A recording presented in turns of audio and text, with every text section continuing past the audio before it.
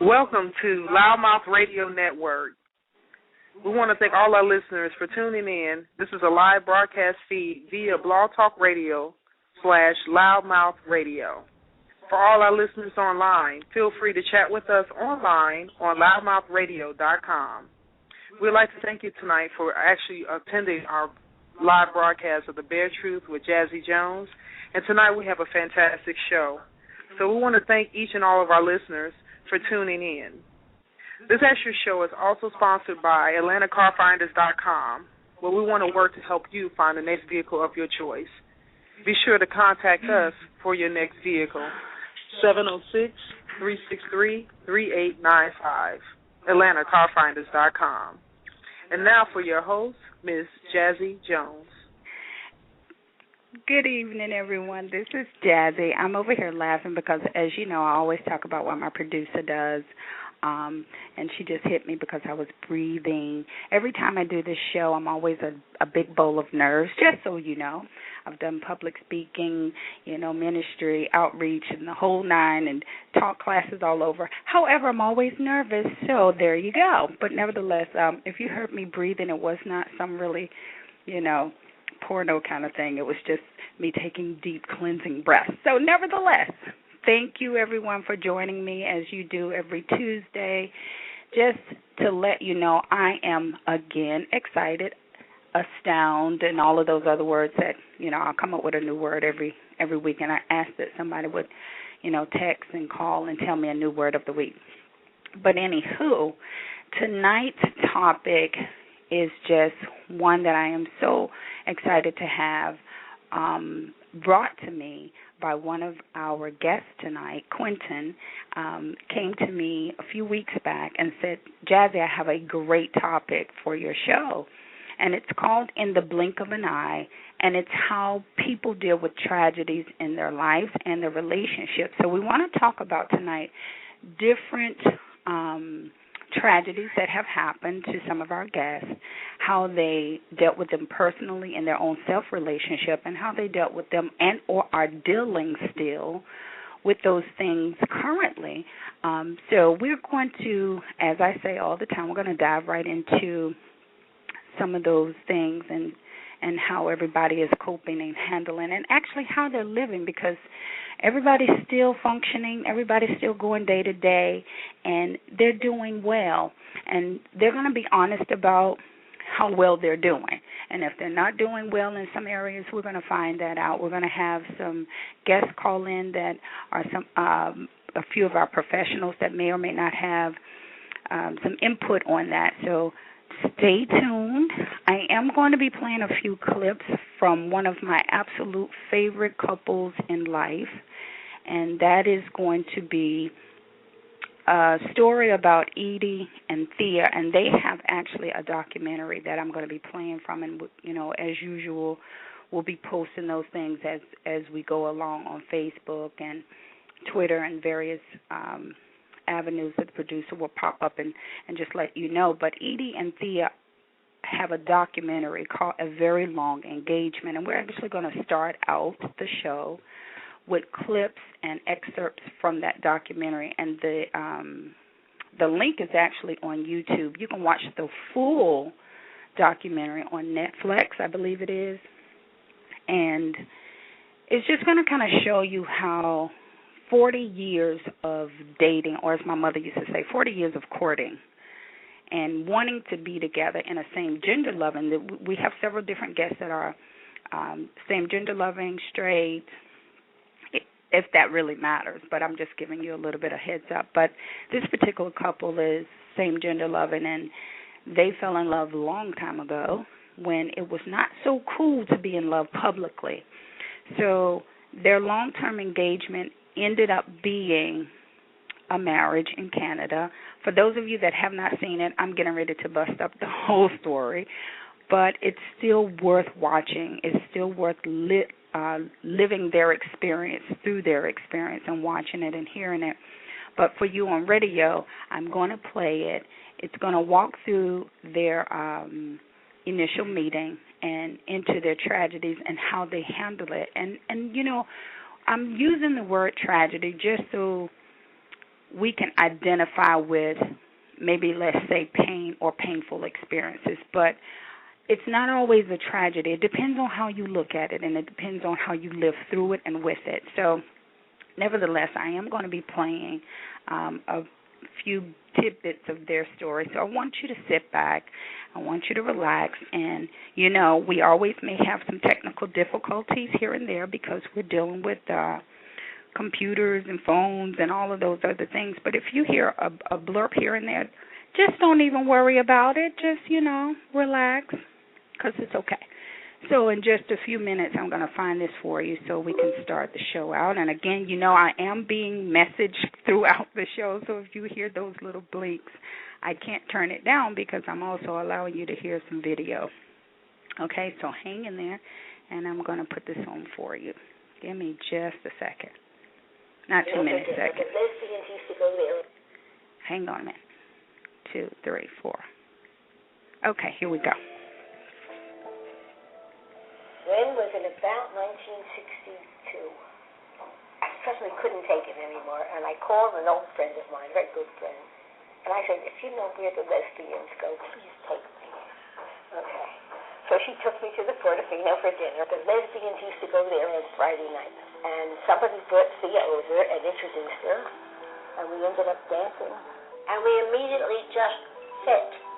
Our bodies fit, and we danced the whole night through, as the song goes, such that at the end of it, Edie had danced a hole through the bottom of her stockings.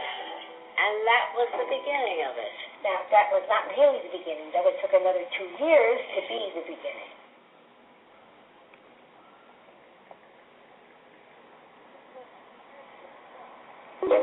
You're not old. I'm old. Yeah, that's right. You're old and I'm disabled. Yes. Okay. Yeah, that's how it looks. That's how it feels. Yes, ma'am. But I don't see it that way. I don't. Does that look to anybody like an 80-year-old person? That person sitting in that bathing suit? Look at this one, Edie. I know. This enormous one. Oh.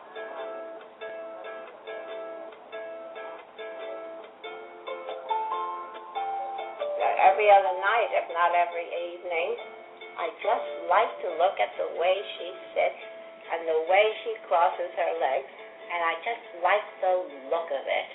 And last night we went to the theater, and I loved how she looked, and she was just beautiful. And that feeling has been the same all the way through. We would meet at parties. Whenever we met at a party, we danced together. People were always curious because she was always with somebody, and I wasn't, but at least I had to have a date or something. And we were always dancing with our coats on, everybody ready to leave, and we had to dance together first. I always loved to dance, and lesbians can't lead. In the days of disco, that mattered. There were steps and line dances, all kinds of stuff that you had to do. Everything in life really depends on somebody being able to lead. We went to a brunch, and they were serving. Now, guys, I just want to kind of explain to you a little bit about this, and I'm going to play another clip in just a few minutes. But Edie and Thea, beautiful, absolutely beautiful couple, met and just were so excited about being together. And they have a long story, so I won't give you all of it, but I do want to give you bits and pieces. But they met and they had this absolutely wonderful, loving relationship. These two were very professional women, and they traveled extensively. Matter of fact, one of the clips that I'm going to play for you is when they had gone over, and Thea is telling about how much she cared about Edie, and they both expressed, you know, just how much they love each other and how they were just living life as we all do, day to day, not thinking about anything that could, should, or would go wrong because they were in love and they were happy. So These two just, oh my goodness, they are so amazing to see. I've watched this documentary so many times that I cry just every single time as if I'm watching it the first time. So when you get an opportunity, you definitely want to look at this. And again, I'll post this for you in just a few minutes. But that was just a little bit of them telling, just how much they adore one another and how much they care about each other. And so I'm getting ready to play just another clip, and it's about three clips that I want to play for you. So I'll go into this one right now. Oh, yeah. When you made me get up at 3 o'clock in the morning, so I would be the first person in the square. I wanted the plate empty and just Edie and me. And damn it, wouldn't you believe it? There was a guy cleaning there. One guy. This guy goes and approaches Edie, and I pushed him away. And he yells, "If you love her, kiss her. If you love her, kiss her."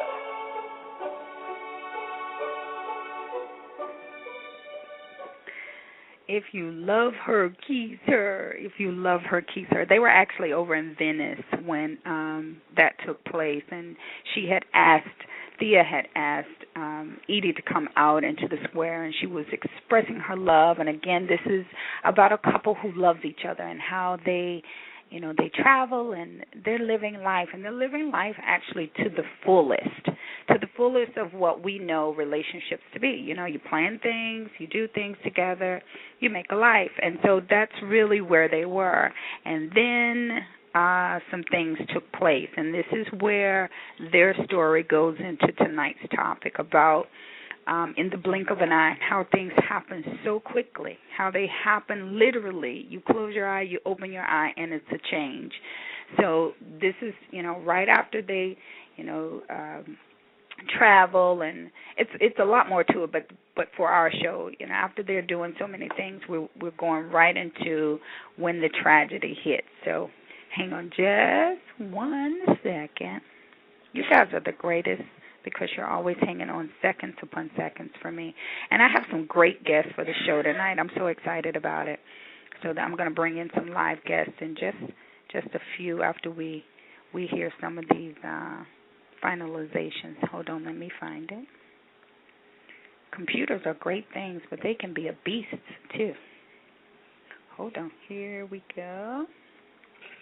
We didn't know what to expect at all. I thought the most important thing is to keep her working.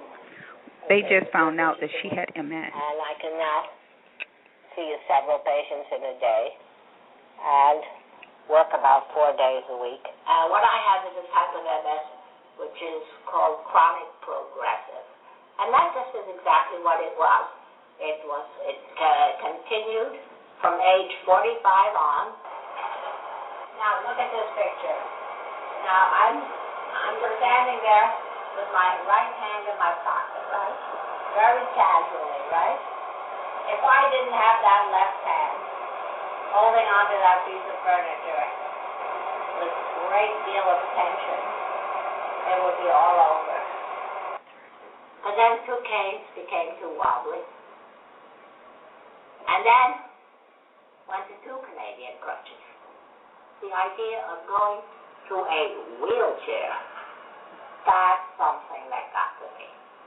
After a couple of years, when my arms started to go, and you need arms to push a manual wheelchair, and I was hanging on to that, again, way beyond the time that I should have. As a result of my putting it off too long, that when I get it, it's hallelujah time, because now, all of a sudden, with this motorized wheelchair, I can go all kinds of places. I can do all sorts of things.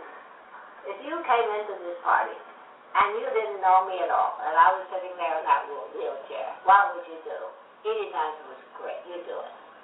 I said, I was looking at him because, oh shit, I got to fall for the one in the wheelchair. Okay.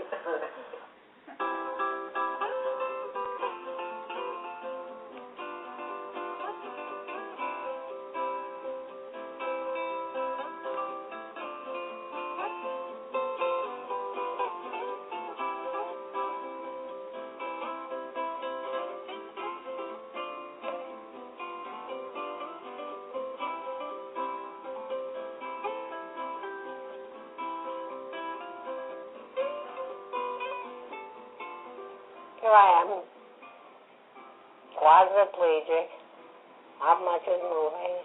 The only thing that would bring me to tears, the only thing is dancing.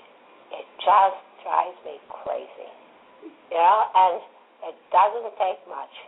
Now, when we are at parties or anything, if anybody asks Edie to dance, she doesn't do it. We say no. No. In the room? Absolutely not. What about if I'm not in the room? Whatever you say. Whatever you say is what I'll do. Anyhow, this was becoming this Halloween party. So, we are listening to Edie and Thea, just excerpts of a very long engagement, and we're talking about, again, tonight, in the blink of an eye, how to deal with tragedy in life and relationship. And, you know, they found out that she had a very progressive case of MS, and it just totally went in and began to do what MS does, and that's just constrict your muscles, and it doesn't allow you to have as much mobility as you would like to. And just a lot of, oh, my God, where did this come from? You know, they were very active. They did a lot of things together. But now here is this MS. And how do you deal with that? How do you face those things that you didn't plan for it? Nobody really plans for the tragedy in life. We go, we love each other, everything's great. And when we say for better or worse, when we're married, or if we're saying we're committed in relationships, if we're with someone, what we're saying usually is, you know, if we have a couple of things happen here or there that, you know, are not so big, you know, we have a few money issues, well, baby, I got you, and until that happens, and then we're like, I don't know if I got you because I don't know if I have me. And, you know, things start hitting us financially. But a lot of us never deal with the health side of, you know, tragedy, or the health side of, wow, you have cancer, you have MS, you have AIDS, you have, you know, blindness, you went deaf, or whatever the scenario is. We don't oftentimes look at that until we're not prepared for it. And so the show is really about, what do you do when it happens? What do you do? What do you say? How do you feel? And so they're really kind of going to go in on some of those things that we're also going to talk to our live guest about, is how they actually coped with those things. So I'm going to play just a few more, and then we're going to actually go on into our live guest. Thank you so much, guys, for being with me. Hang in there. Number one, I have the love of my life. And I have the love of my life. That's number one. You know, that I'm able to afford a huge amount of assistance. I have no pain. And I have no cognitive deficits. Put that all together. If you don't make a life with all of those things going for you, I would say that there's something really very wrong.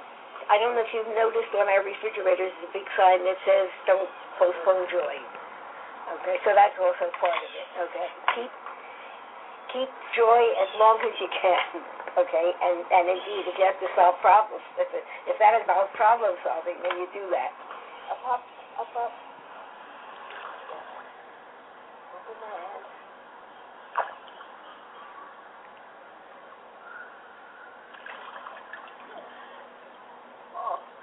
It's a big thing that I always have felt awful about, still do.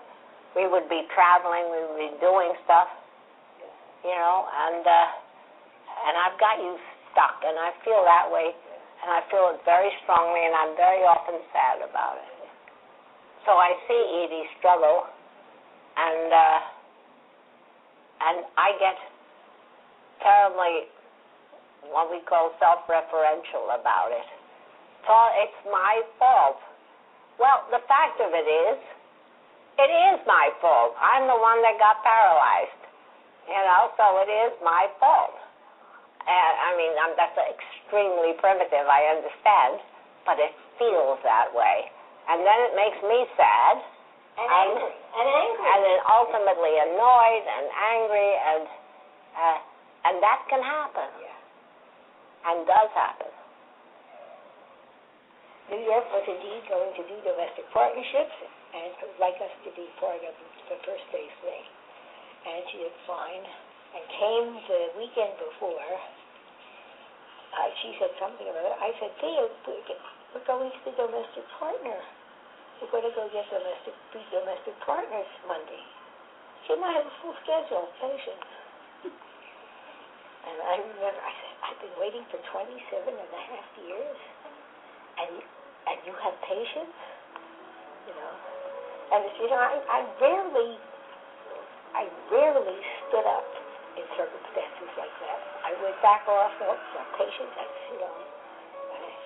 I was adamant, it's now or never.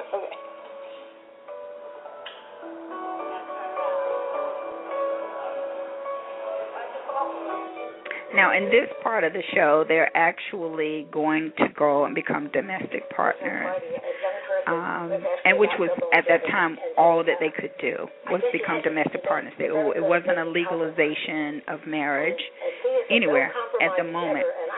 So she's talking about how, she stood up and said, okay, no, you can't go see your patient, and you can't do this and you can't do that. So we're going to go become domestic partners. So they went and did that. So here, listen in. Honestly, if we have to cut some things, I don't know. Don't give up sex.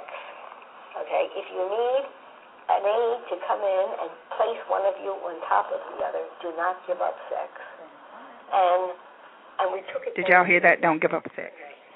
So we reinvented sexuality. No, we don't actually do that. But as my condition got worse, we had to make adjustments sexually, and some of them become rather creative, but you've got to keep that alive.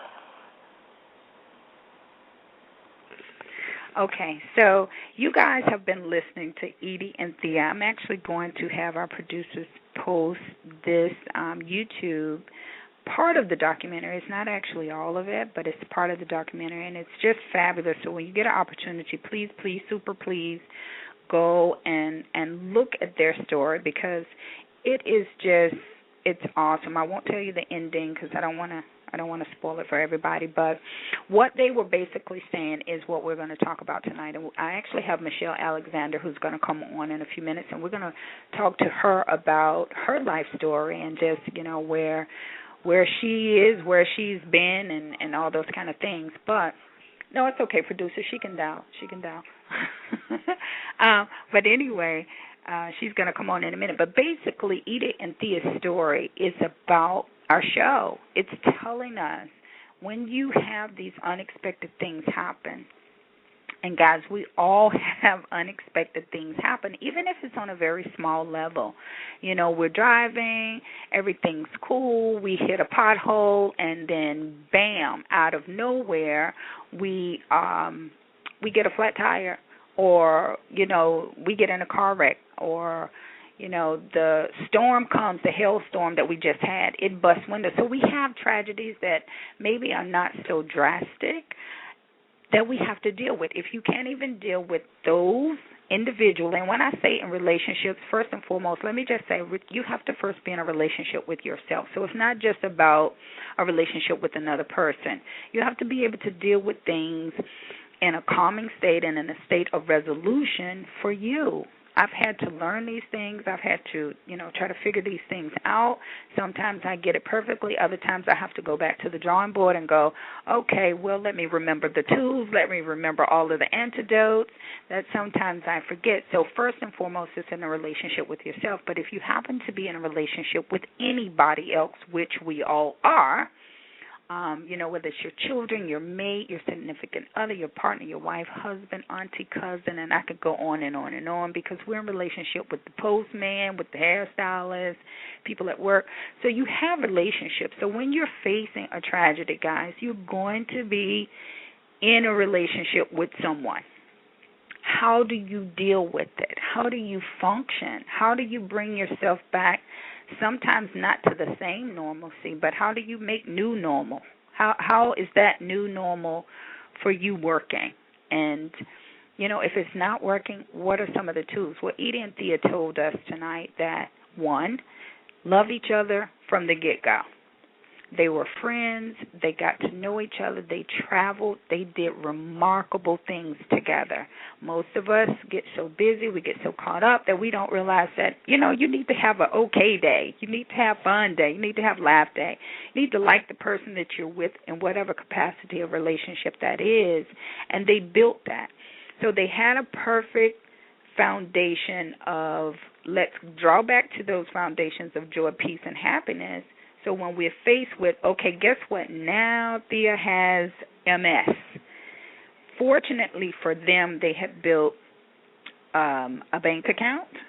They were two professionals that had money to be able to deal with her illness. And as you watch, whenever you have an opportunity to go into looking at this documentary, you'll see that they were some of the few that had set aside an account to do the unthinkable things as they begin to do. But, the things that we want to talk about tonight are things that set you up for, here's the tragedy. How did she feel? She said there was times when I was angry. I became angry. I was sad. I was, I felt guilty because the MS was my fault. Now, mind you, she knew it wasn't really her fault, but that, for lack of a better word, she felt like it was her fault and that she was putting her partner in a situation where she always had to be the caregiver. The difference is they learned to balance out their tragedy with life, and their life prior to this tragedy was filled with dancing. That was their thing. They loved to dance, and they loved to be able to go and do and be a part. So you still have to balance out anything that goes on with you with every day, the new normal of living for you. The other thing is, and you know this show, hello, love, life, sex, what did they say? These 80-year-old people, one is in a wheelchair, said to America and the world that you have to still maintain a sexual life. You still have to have sex. You still have to have ways and creative ways, and that's one of the things that they said. We may not be able to get on top of each other, but if we had to, we have an aid put us right on top of each other and get it in, all I'm saying. But they said, because of her disability, she could no longer allow the weight of that, but they came up with creative ways to still have sex, still have intimacy. So it's really important that you maintain that in life. And then the other thing was their thing on the refrigerator, and I love this, and I wrote it down because, I did the first show on bipolar and I forget stuff. But nevertheless, they have on their refrigerator, which I want to now post on mine right up beside Mandela and Zoe McKenzie Mandela's picture, that says, don't postpone joy. Don't postpone joy. Do y'all need me to say it one more time? Because some of y'all might have been doing something. Stop what you're doing. Let's all say it together.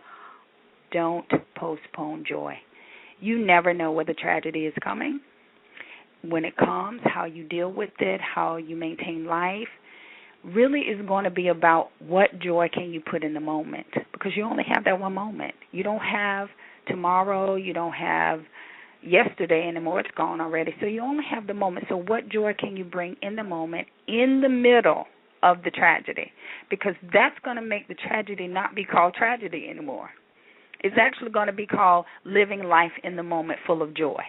How about that? Okay, so having said all of that preaching, teaching moment, I am now going to bring on our next guest. So kudos and high fives and thanks for Edie and Thea's story. I really appreciate them being a guest on our show, although they didn't have a clue. At some point, I do hope to have Edie on the show to talk about everything. I'm decreeing all of the things that I want in life. It shall be. So we're going to look forward to her coming on the show at some point. But I want to bring on my next guest now. It's so funny, and I'll tell you a brief story right before she comes on. I met her a few years back. This is a gorgeous, absolutely just fall over your feet, kind of tongue-tied, kind of gorgeous person. And I met her out, and she was just beautiful. She has the most, taking some kind of drug eyes. When she looks at you, you just kind of float and can't even function. And I met her out, and she was just amazing and just flirty and fun. And we were actually doing an Edie and Thea dance and having a great time. And I remember running as far and as fast as I could because I was like, she's going to get me. And it was just really a really fun time, and didn't see her for a very long time. I moved out of state, and just a couple of other things that happened in my own life. And then last year, I believe it was, kind of heard her story, which she's going to come on and tell you about, and then found her blog, which she's also going to talk about. And you know what? It's just amazing how the universe will bring you people either for the first time or reconnect you to the people that you needed to be connected with anyways for the right moment at the right time. So I want to bring on Michelle Alexander. Hi, Michelle. Hi, Jazzie. How are you? I'm good. Hang on a second. Hang on. We're talking, but we can't hear her. Hold on. She's coming in. Can you hear me now? No, I'm still doing the Verizon thing. Hold on. Let's see what our producer's doing over here on the switchboard. Can you hear me now? Not yet. Hold on. I still can't hear her. Can you hear me now? Hold on, audience. Thank you for being so amazing and patient. We want to get her on the story because I could just, tell you all about her, but we want to get her in here. So hang on just a second. Can you hear me now? No, but it's okay. Come on over. We're going to share phones. Okay, so you guys text in if you can't hear us because I want her in studio and I want her to be heard. So give me a second. I told you guys, I always set it up just in case we have an issue. So, hold on. Okay, Michelle, come on over. All right, here I am. Hi, Michelle's on the show. Hey, Jazzie, how are you? I want to say, go ahead. No, let me just ask real quick. Producer, can you hear us? You can? Okay, We're she's good? shaking her head. If we had a video, this would be the most funniest thing. I love these. So what I wanted to say is what I said prior. Michelle has an awesome blog that she's going to tell you all about, and she's going to kind of just give you a synopsis of what her tragedy was, how she's overcome it, and things that, she's just a phenomenal person. So she's just going to get off of my phone, producer person. I love technical difficulties, don't you? It just makes for an interesting show. Builds character. But anyway, like I said, I'm going to let her talk because, I will do so much of it because I can do that. So, Michelle, hi. Tell us all about you. Hey, Jazzie. I just want to say thank you so much for having me on your show. When you contacted me a couple of weeks ago and wanted to talk, I know we had a couple of scheduling conflicts, but we finally connected, and I got to understand really what you're doing. And I love this message because I think that to give somebody an opportunity to talk about a situation that literally in the blink of an eye changed my life. Yeah. It changed a lot of lives. Yeah. It changed the life of the families affected. It changed the lives of a lot of people in our community also. Yes. But first I want to say, Jazzie was telling the story about when we met, and it was the funniest thing because I had seen her at a couple of different events, and each time all we did was dance. I would find her, and we would dance, and then the last time I saw her, I kind of went my way, and actually that was the night that I met an ex of mine, that very same night. So after we got done dancing, I was kind of hemmed up with her, and then you were doing your thing, and then we kind of never saw each other again until a couple weeks ago. Right. So I was kind of excited that you contacted me, and then when I realized who you were, I was like, wait, you're my dancing buddy. I sent Michelle. I said, Michelle, I have a picture of us. Let me just tell you guys, I have if you can see this place, it's hilarious. I have ancient computers. I have broken computers. So I'm looking for this picture of us on 3 different computers, 5 different emails, and I finally, I was like, oh my God, I found it. So I sent it to her, and she was like, when I first said, Michelle, I have a picture of us together, she was like, really? I was like, yeah, it's old. So when I sent it to her, she was like, oh, my God, this is you. I remember what happened. But so we went into this whole ha-ha, hee-hee. So, right. But it's a great picture. I'm actually going to post it. It's so cute of us. It is. I had longer hair then. I was wearing, the best dress ever. That's the only reason I remember the night, because I remember that dress. You were hot. I was hot that night. Guys, I'm still telling you, she was fabulous. So I guess, I guess where I probably want to start is kind of way back before tragedy hit me last year. Okay. I think that I was raised with the understanding that change happens in life, Right. and that you have one choice, either to succumb to it or overcome it. Wow. You really only have those, or you have one of those two choices. Yeah. And I learned really early on in my life to learn to ebb and flow in change and understand that it happens in life and that you're either going to rise or you're going to sink. And I made a decision a long time ago in my life that I was going to rise no matter what. You go, girl. High five right Well, now. you know, I have one life to live. That's it. And if I don't live it right, then, you know, I have to answer to my spirit in the next life or in the next, you know, journey of my spirit and say, hey, you didn't do everything you were supposed to do. Right. So I made it just my life's mission to really live life to the fullest. So, you know, tragedy was nothing new. I came from a very broken home, you know, absent father, drug-addicted mother, in and out of foster homes and trying to navigate that whole situation when I was younger. And so it kind of set me up for this notion that life always changes. Right. And I was going along like life was good. I had a great career going. You know, my children at this point are grown. I've got grandbabies on the way. High five. They're the greatest. Right. I actually have one coming any minute because my son and his girlfriend, I think we're doing like 3 days. Oh, my God. Babies drop. Like she's, you know, feeling like she wants to give birth now. Give birth now. So we're waiting on that. I'm waiting, you know, maybe I'll get a call while I'm here that they're on their way to the birthing center. I don't know. But life was good. Great career. You know, kids are grown, grandkids coming. I'm happy in life. I'm absolutely madly in love with a woman that I the had girl been... that you met? No. That relationship was done. Yes. Okay, never mind. Yeah, no, this is actually kind of leading. Okay. Yeah. No, it's out. it's okay. But that relationship actually taught me a lot about who I was and how to then operate in my next relationship, which is the one that I'm talking about. Because I really learned there to learn how to speak my truth and communicate clearly and love and live in the moment. Oh, my God. And I can't tell you, when you said, what did you say, joy? Oh, hold on. I wrote it down. See why I wrote it down? Right. I will forget. Okay.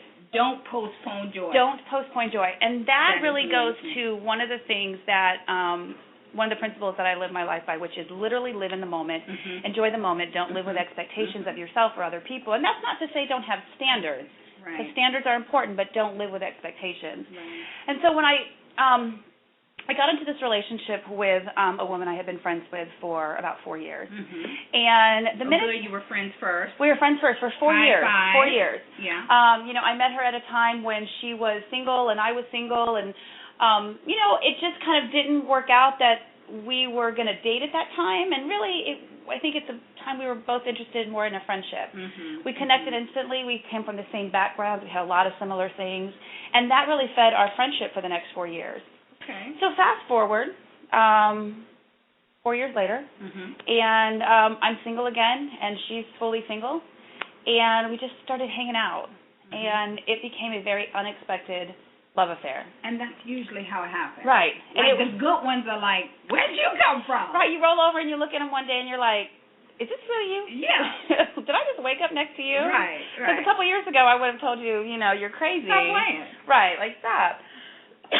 Excuse me. But it kind of happened that we just rolled into this amazing relationship where our communication was great, our bond was great. We literally fell madly in love with each other. And it was probably the best relationship of my life. Now, I knew that my girlfriend at the time, because we had been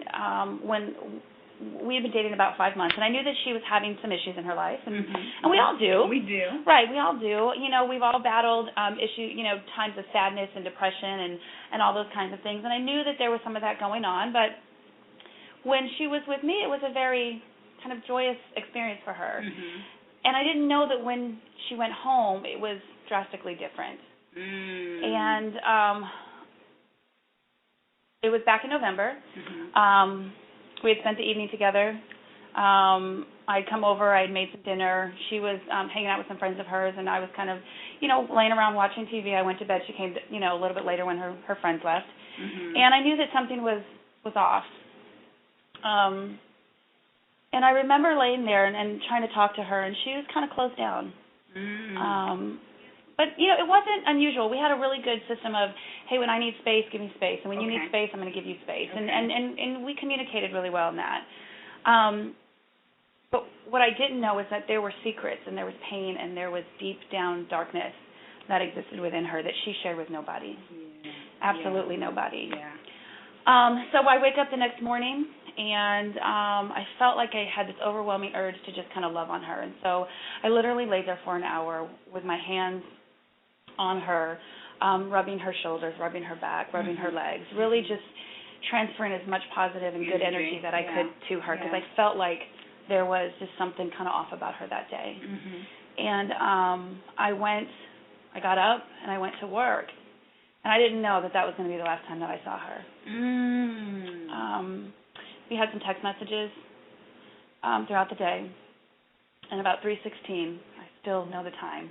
Wow. I get a text message, and she said, "I wish I could give you more." And I said, "What do you mean? You're perfect." And that was it. So I get off work, I go home, I called her, I got no answer. Figuring, okay, well, she's just kind of taking her space. I'll kind of give that to her. So I called her about 7:30, 8 o'clock. I was kind of winding down for the night, and I wanted to, go to bed, and I was kind of tired. And I still hadn't heard from her, which was really unusual. Because you guys had, constant communication. Yeah, you're together. We're together. I had keys at her plate. Right. We didn't live together. We had been together 5 months, and we had made the decision that we weren't going to do the typical lesbian U-Haul. I was going to say, so you didn't do the lesbo, let's wrap it up. No, that's what was great about our relationship, is that we chose not to do that stuff. Okay. We chose to have really good boundaries about, our personal finances. We didn't mix finances. We didn't do any of that. It was very much, I had my space and she had her space, and then we had our space together. Right. And it was actually really healthy that way. Which is nice, because what you're saying is what I've had to learn. Beautifully, finally did, not mad at myself at all, but that a relationship is parallel.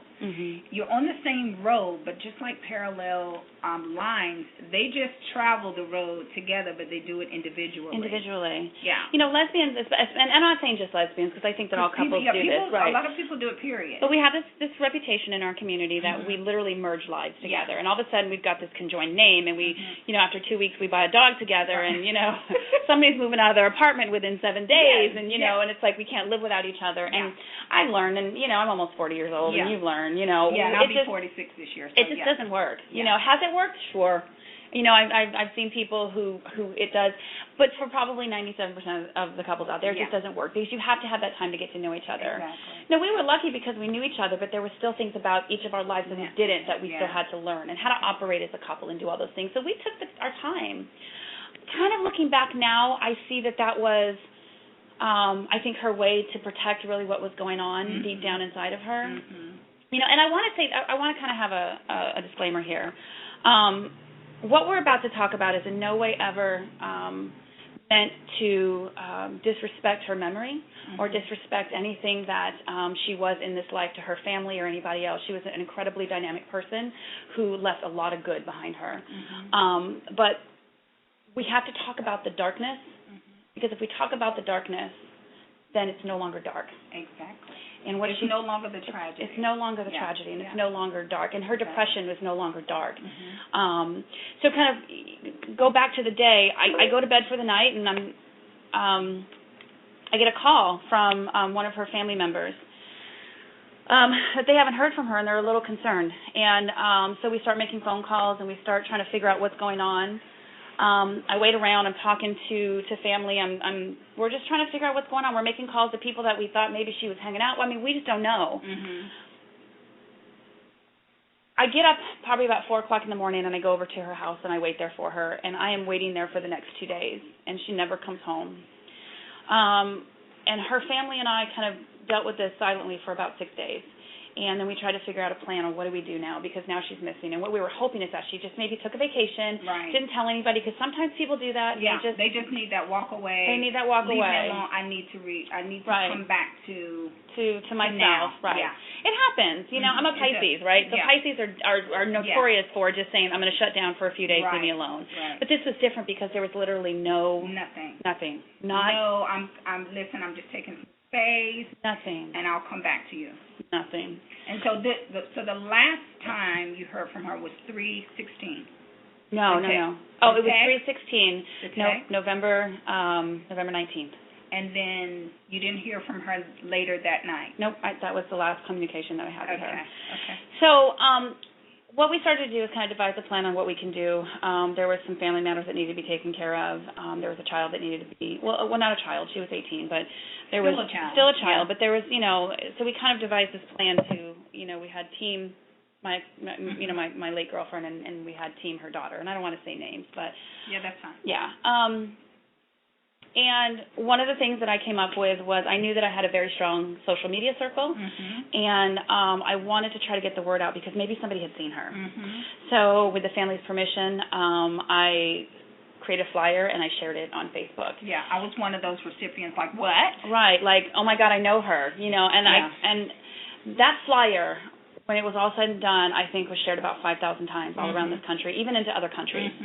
I got phone calls all around the country with sightings of her and people who thought that they'd seen her. And, this went on for about 3 weeks. Yeah, because we all have a look-alike. I don't care what part of the world, there is somebody that looks like you. Right, exactly. I got a picture the other day on my Facebook wall, like, oh my God, this person totally looks like you. And they did. Exactly.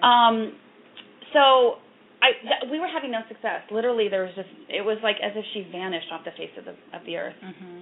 So I had 2 women reach out to me who to this day are angels for me, Michelle Daniel, Christina Brown of Between Women. And they didn't know how to approach me. They didn't know what to say. But what they came with was, we have some resources. Here's what we can offer. How can we help? And what we did was we created a video where I explained what had happened. And we created a website where people could go and become part of the process to help find her.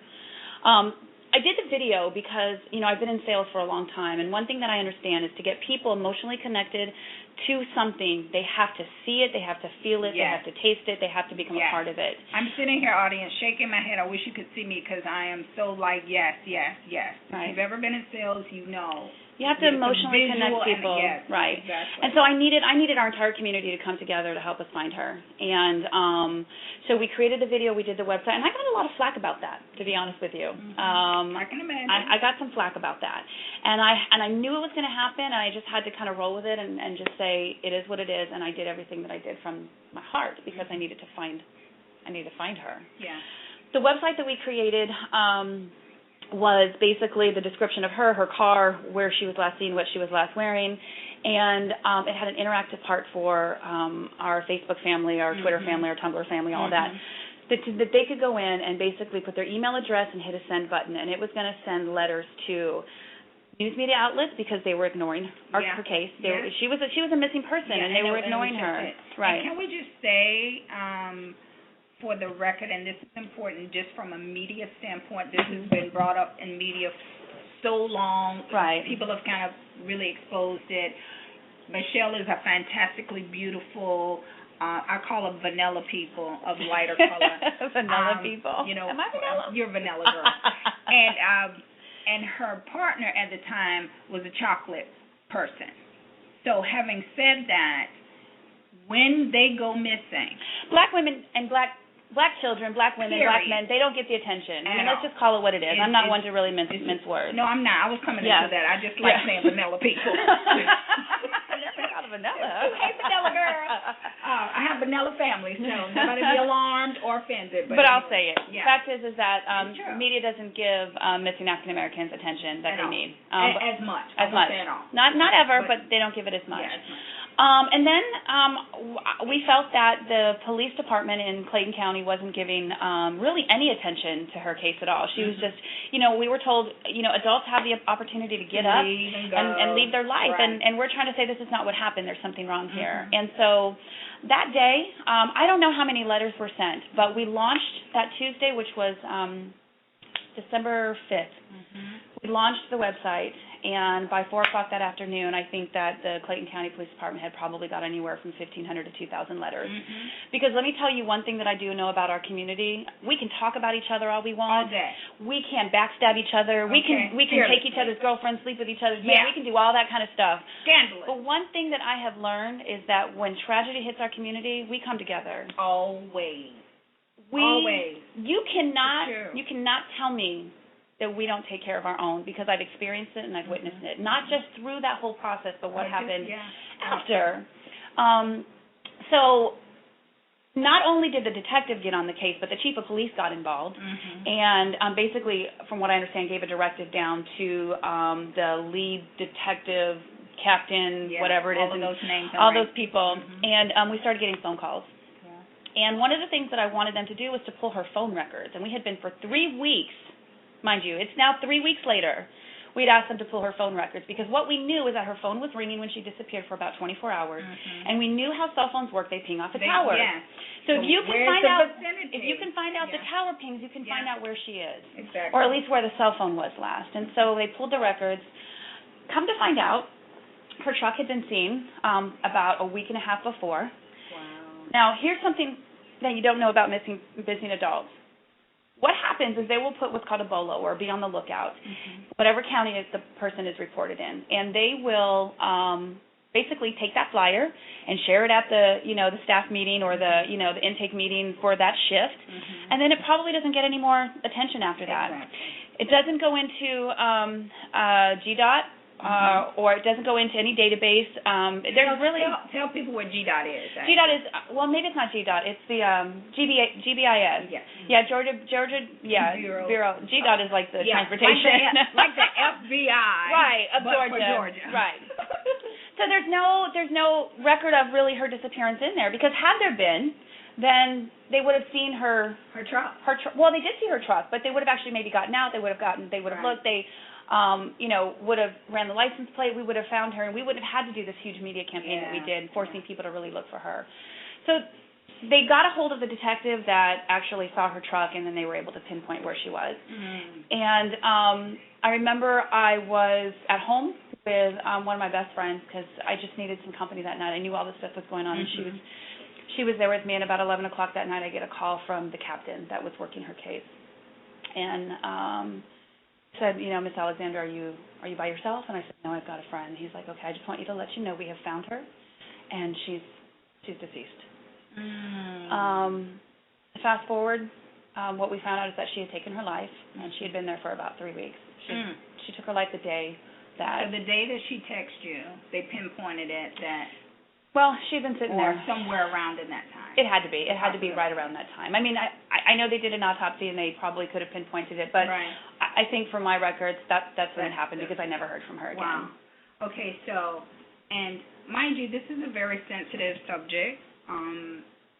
I kind of should have said, if anybody's listening and have children, you may not want to have them there if you're concerned about it, or you may want to have them there just so that they can know what to do should this happen or should they feel that way.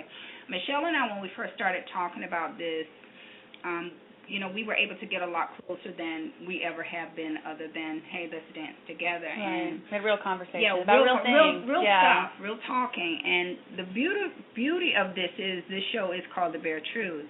And for me, I was able to say, well, Michelle, let me just share my story, my experience with you, and that was that, a few years back, she's on the side of the tragedy that says, I'm still here, and I had to deal with you not being here, not talking to me, not getting the help that could have spared your life. Right.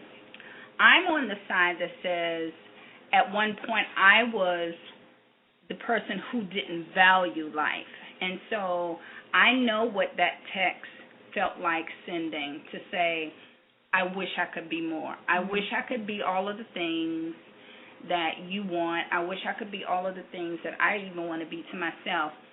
But I'm in so much pain that I don't feel like I can go any further. Right. So I was that person. Yeah. So I can tell you very much what she was thinking. Right. I can tell you very much how she was feeling. Right. And when you get to that place where you're so despondent and you're so, what's hilarious, well, it's not really hilarious, but funny for me to look back ironically now, after coming past that point and after surviving, and I'm so grateful that I was able to survive that, but after coming from that point, and I won't share my story because it's not even about me tonight, but after coming out of that and looking back, I really didn't want to die. I really didn't. Right. I just didn't want to hurt. Right. And that's really what it's about. I didn't know how to not hurt anymore. Right. And I really wasn't saying let me kill myself. To me, mentally, I wasn't saying I want to kill myself. I wanted to sleep. I just thought if I could just sleep and not wake up and feel this pain. Now, subsequently, that's killing yourself. Right. But to my mind, it was, I don't want to let you down. I just need to sleep and rest for a very long time. Right. Don't know where that was supposed to wake up. Right. But knowing how that felt. So I know what she was feeling, so right. I can kind of give you that point. It's not that I want to hurt you. Right. And you're really thinking, this is going to make you feel better. Right. That's what the person who's trying to take their life is thinking.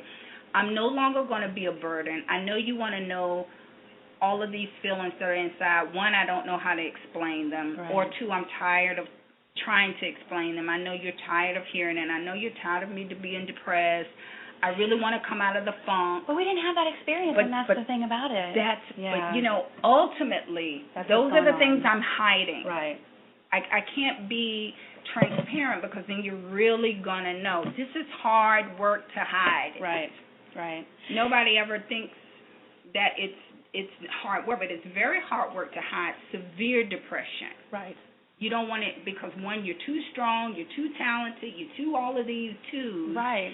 And so if you tell somebody the real truth about you, you're going to be judged. So that may, more than anything, may have been because I've dealt with so many people now at this point who have tried to commit suicide who feel the same way. Right. So I can tell you from this point. Now, fast forward. You get this call.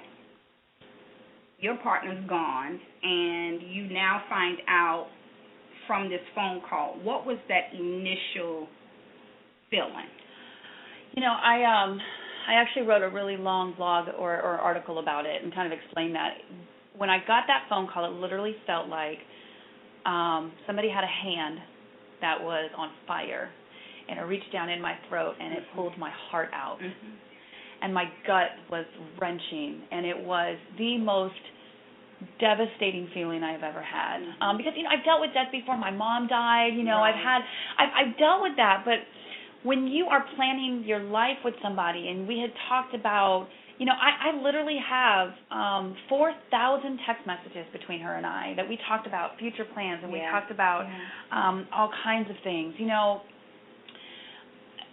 To in 1 second realize that none of that's going to happen. Right. Not only is my lover gone, but also my friend is gone, and I don't have closure. And you kind of go into that place like, I'm a cusser. I don't know, but I would cuss, say, girl, cuss. This is a show to bear truth. We don't care. What the fuck? Yeah. Like, at what point do I even try to make sense of this? Because I don't know. I had never experienced this. I had never been connected with suicide. I had never understood really what it all meant. And I was just literally stuck. I was stuck for days on my couch. I was stuck without really knowing who to talk to, what to say. And still kind of in the midst of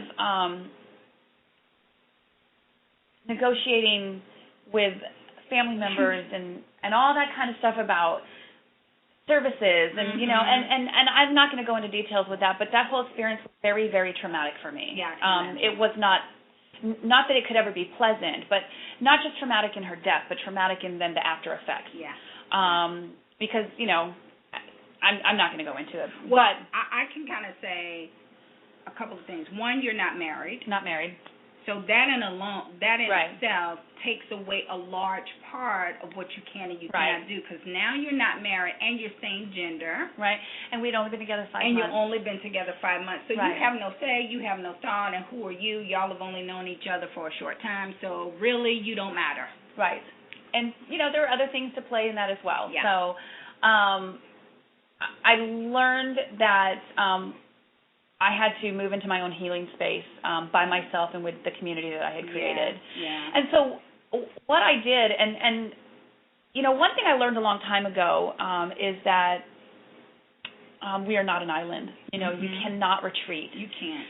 And so what I knew was that I had to reach out to people because I knew that if I did retreat, then I would go into a depression, and I would not be living my truth in the sense of my truth being live my life in the best way that I possibly know how. So I knew that I couldn't just sit around and sulk in this. So I reached out to everybody that I knew, everybody that I loved.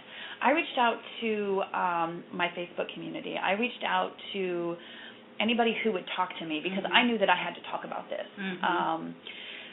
So what I did is I began sharing my personal journey on Facebook because I really couldn't face people. I remember having that thought, like, her disappearance was so public.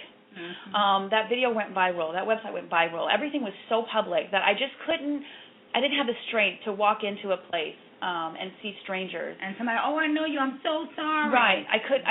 That I'm so sorry thing. And I remember the first time that happened, and I tried to just hold it together, but it took me about a month before I would really leave the house. So what I did is I reached out online because I've always had a really good support system online. And I know people say Facebook is this and Facebook is that. You know, Facebook and Twitter and all those things are what you make it. Can you say it just one more time, please? Facebook is not a bad thing. Oh, Facebook and Twitter can be exactly what you make it. And I made it my personal community. Do I know a lot of people personally on Facebook? Absolutely. I do know a lot of people personally. I have met some of the most amazing souls and some of my best friends on Facebook. Some people I've never met, and I would call them family. Because you just, you're not make a connection. You make that connection. You do. So what I started doing was literally, I would wake up every single morning with the notion that I had to heal, and I had to not move on, because I don't think that you ever move on from something like this, but I think that you move through something like this. You have to feel every feeling. You have to think every thought. You have to own everything about it. You have to own it. Because if you don't, it just sits there and it starts to grow roots and it starts to make you toxic. And I just knew that that wasn't an option for me. So I would wake up every morning with, okay, what am I dealing with today? What's the thought that I'm having? And I would say to myself, okay, if I was life coaching myself, how would I interpret this to myself to make it make sense? And so I would share that. And people would read it and they, thank you. Oh, my God, I can't believe that you're being, I needed that. I can't believe you're being so positive. And really what they don't know is that was just me working out my own shit. Okay. That was really me doing that. And so as time went on, I was able to really share that whole process. And what I gained from that was prayer, and support, and love, and light, and people appreciating that I was being vulnerable, that I was sharing my truth, that I wasn't hiding, that I was including them in that process. Because what happened, and here's the thing that people don't realize, is that her disappearance was so public in our community that our entire community mourned for her. Our entire community got involved in finding her, and our entire community needed that closure. So I think that as I was sharing and as I was kind of going through my own healing process, it gave other people permission to do the same. And it gave other people permission to be truthful about their own issues. And I can't tell you how many letters and how many, or not letters because who mails letters anymore, but email letters. Email letters, text messages, phone calls, hundreds. I had so many I couldn't even respond to all of them. Many people were sharing their own personal issues with suicide. Many people were sharing their own personal battles with being on the opposite side, like myself, being the survivor of suicide. And I found such strength in our community, and it taught me two lessons. That entire process taught me two lessons. One, and I will live these lessons till the day that I die. Number one is that we do not heal in isolation, but in community. We have to surround ourselves, and I don't necessarily mean the gay community or whatever your personal community that you've built around you, that is who you lean on when you're going through a really tough time, because that is what's going to hold you up. That's going to hold you together. That's going to encourage you. I'm in church. You cannot. This is so true. Yeah, it is. You cannot heal alone because you're just going to sit there and wither away. And no matter how strong you think you are and how much, positive thought, you can't do it. You just can't. And the other lesson that I learned is that what you need the most is what you give away. Say it real slow because they need to hear that. Bam. That which you need the most is exactly what you give away. Yes.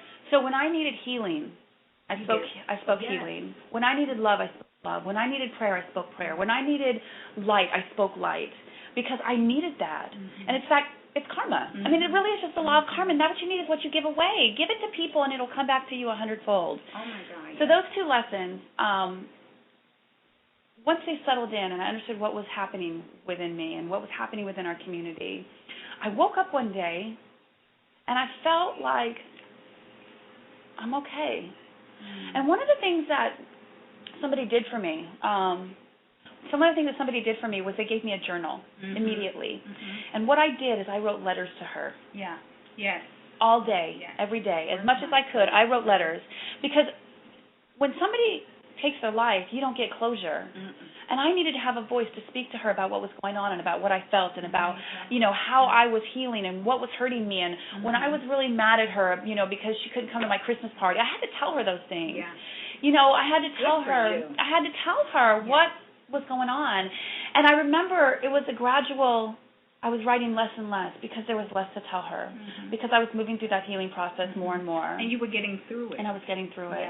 Because I was dealing with it head on. I wasn't avoiding it. I wasn't ignoring it. Because so many people ignore things as they come up, and they're like, well, I just got to keep moving, and I can't. And they don't know how, the dealing, and which is, I'm so glad that you were saying you have to feel it. You have to experience it. You have to own it. Recognize it is for what it is. Right.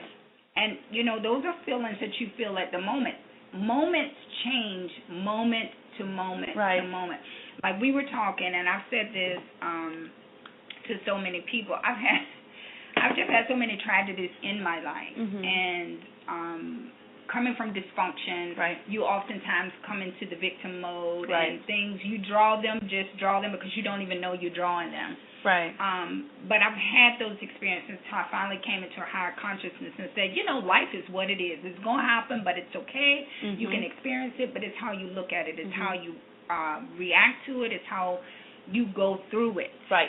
And because they don't know how to deal with it, they just, let me jump into something and let me just move on, and I don't want to feel it. I don't want to think about it. You have to think about it in order to heal. When my daughter died years ago, over 20 years ago, I went to work in 2 weeks because I couldn't sit at the house. I couldn't smell this little baby smell. I could not be in the same room. I couldn't do any of those things because I'm going to lose my mind. Right.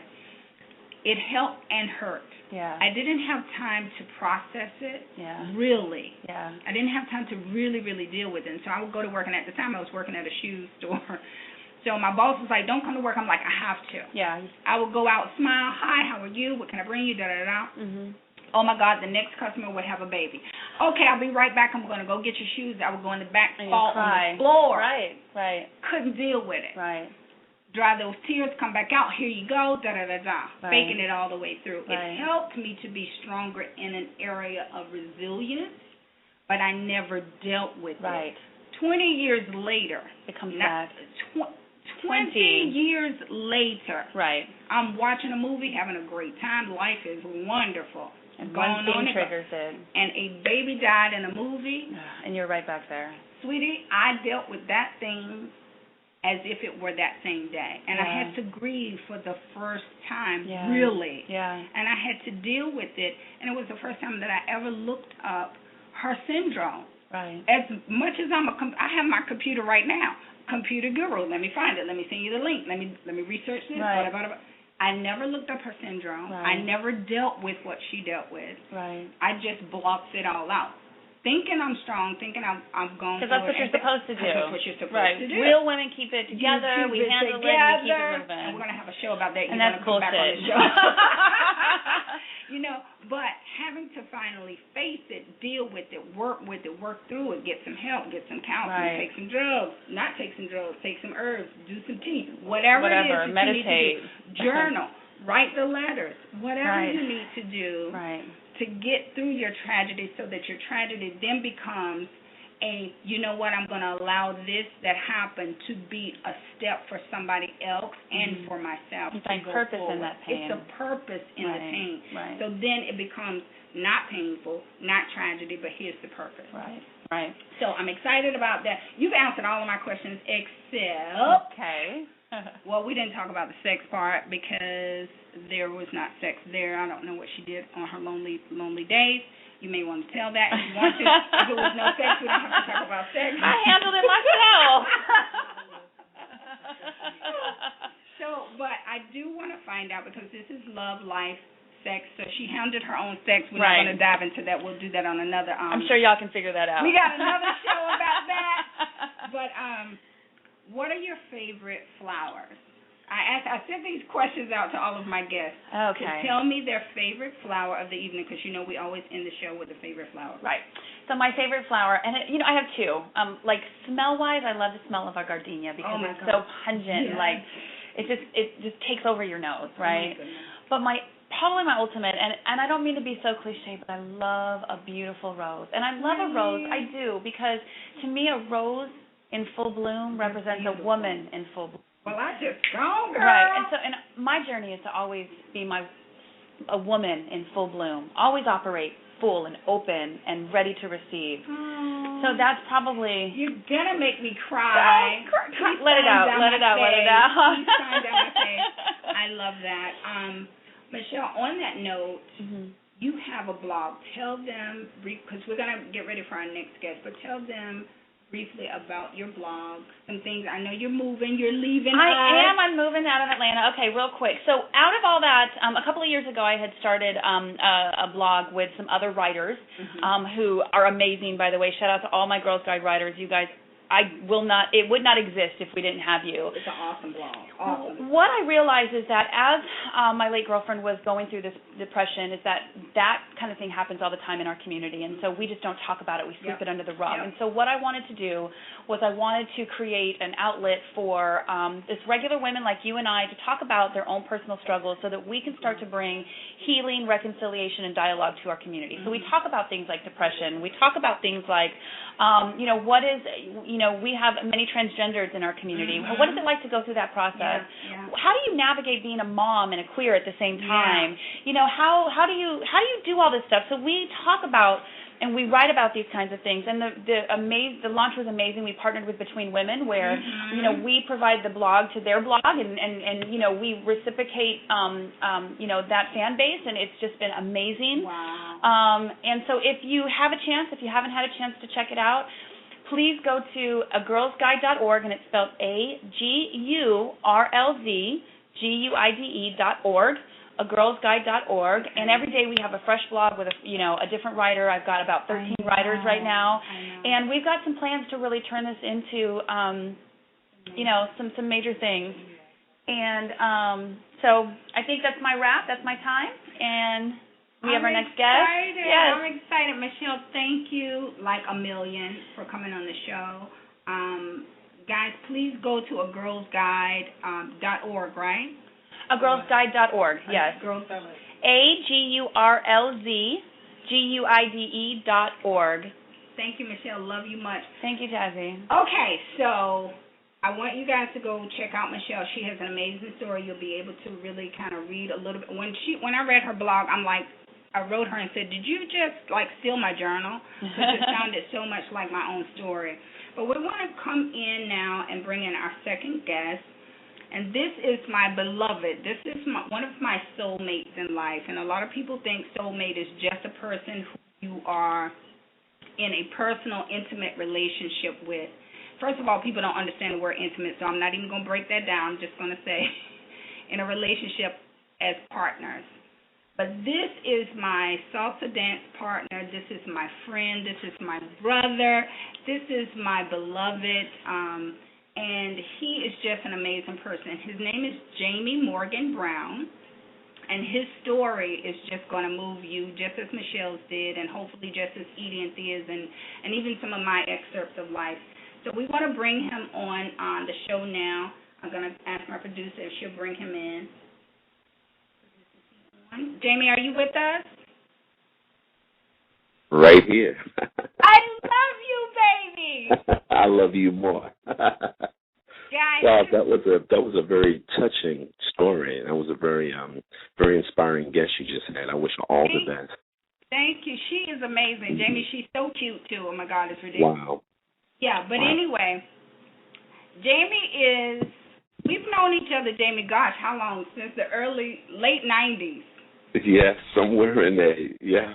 Yeah, I get somewhere. And I met Jamie. We salsa dance. We are in love fanatically with salsa dancing is how we actually met. And Jamie took me under his wing because I was so excited. I had come out of a relationship, and I actually had come out of a relationship with the bondages of what I couldn't do religiously, as well as what I couldn't do as a married woman and what I couldn't do as a mom and all of these what I couldn't do. And I went salsa dancing and was just like floored and wanted to learn it so badly. And Jamie was my first come out and let's dance with me, one of my first. And he is just amazing dancer. So if you ever get a chance to go out with us sometimes, guys, you would just be moved by his soulful movements and dances. So, Jamie, I love you, but I'm not going to talk about that because you know that will be a whole nother show.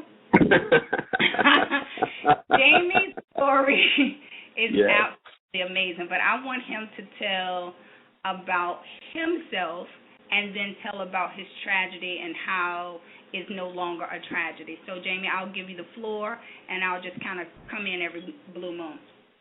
Absolutely. First of all, I want to say to Jazzie, thank you so much for inviting me to your show. You know, I really, really appreciate being here. A little about me. I moved here from Los Angeles a few years ago. I've been involved in television and film production for many years. And I was an actor, a stuntman, a writer, and I found my love and my passion in writing. Went through a divorce, relocated from Los Angeles to Atlanta. And I was very much involved in raising my son. And so one day, I went into football practice, and when we got home, I went to the mailbox. When I got to the mailbox, I opened the mailbox to get the mail, and in a blink of an eye, no pun intended, I went blind. I lost my eyesight. So that was one of the most traumatic experiences I've ever encountered so far in my life. Being blind, experiencing that whole segue of having eyesight, and just in a bat of an eye, it just goes away. It just literally just disappears. So I went through the challenges of trying to find out what's wrong with me. I had been suffering with allergies. I literally had a headache every single day. Oh, my God, like years. Now, Colin.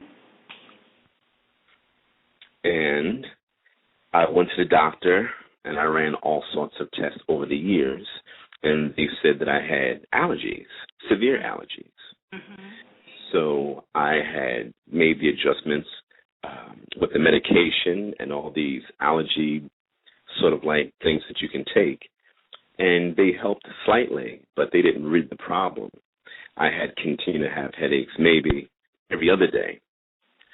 So when I went blind and going through all these changes, what's really going on with me, I realized I was told that I had cancer and that I had developed a rare brain tumor. And the tumor that I have is usually a tumor that people don't recover from.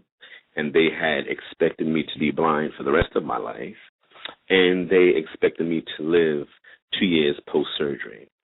So here I am 5 years later, healthy, happy, and enjoying every moment in life. I'm now on your show, so I know I really made it now. Oh, my God, I love you. Say it again. I'm on your show, so I really made it. I'm good now, yeah. But that's a little... And, Jamie, you know what?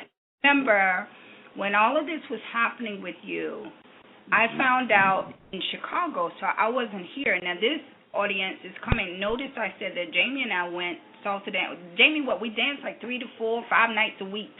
Absolutely. At the time.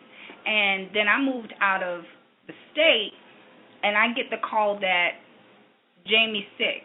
Jamie had to have brain surgery. And I'm like, wait a minute. I was floored, absolutely floored. So, the show is about how it affects relationships in general. Jamie he's downplaying himself. It's ridiculous how modest he sounds. I wish I had more people that would actually call in right now and just talk about Jamie. But I'm hearing your story and even reading, the excerpts of the book that you have written about this, about how this happened to you. So to hear you say how it happened and that you went blind and just some of the slower progressions of it, It's just amazing that you are here still able to talk. So, continue. I'm going to interrupt you here and there, but I'm excited that you're here too. Well, so I had been asked when I was sick to write a book. And, of course, being a writer, that was the farthest thing from my mind because at that time, I really just wanted to heal. Right. And people don't realize that when you go through adversity, until it hits home, you really can internalize it. You can hear it. You can understand it. You can intellectualize about it. You can give your opinion, your philosophy in terms of what you should or should not do. But to feel it, to live it, is something that comes with going through that pain. So I had to heal, but I always felt that there was something inside that I needed to share with people because when I changed my diet, someone approached me and said, listen, you have cancer, so remember something. Cancer can't live in an alkaline environment. That's the law. So when he told me that, the first thing I needed to do was alkaline. How do I do this? And once I got involved in the practice of trying to heal myself, I realized that I would go to the doctor to get my radiation or my chemo treatments, and they said, Mr. Brown, there are no chemo, no radiation needed because we have not found anything in your system. So they're using me today for medical research because they're wondering, why am I still here? Why do I have my eyesight? Why haven't I had any seizures? When you have your skull cut open, you're supposed to be on brain medication for at least a year, minimum. Yeah. And they took me off all medication in 90 days. So they're wondering, what did I do for this to happen? So okay, wait, Jamie. Because I think you have some mouths hanging on the floor. See, I told y'all, Jamie is downplaying this whole thing. He's still just Mr. Modest. Okay, Jamie. I love you too. Yeah. You are saying to us you had cancer. Yes. You had brain surgery. You're not even supposed to be living. Yes. And you begin the self-process of how do I heal myself. Yes. And what you're saying to us, I need to be very clear, guys. What Jamie is saying to us is that you begin to eat differently. Yes. Right? Absolutely. And explain to us, because I know it, but a lot of people don't know it. When we're talking about drink alkaline water and all of these different things that, people want us to do, not do. You're saying cancer couldn't live in what state? Break it down just a little bit so that the people can understand. Okay.